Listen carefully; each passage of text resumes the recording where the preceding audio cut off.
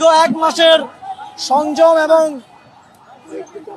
ইবাদতের পর আজকে পবিত্র ঈদুল আজহা উপলক্ষে সারা দেশের মানুষকে জানাই ঈদ মোবারক। ঈদ মুবারক।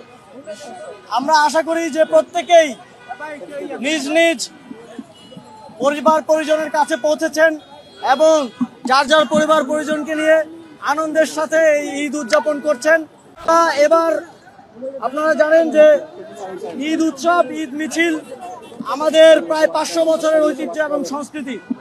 আমরা আমাদের সেই হারিয়ে যাওয়া মোগল আমলের যে একদম নিজস্ব যে ঐতিহ্য এবং সংস্কৃতি তা আবার পুনরুজ্জীবিত করা, আবার সারা দেশে পৌঁছে দেওয়ার জন্য গত বছর প্রথমবার এই উদ্যোগটা নিয়েছিলাম এবং ঢাকার মানুষজন অভূতপূর্ব সাড়া দিয়েছিলেন।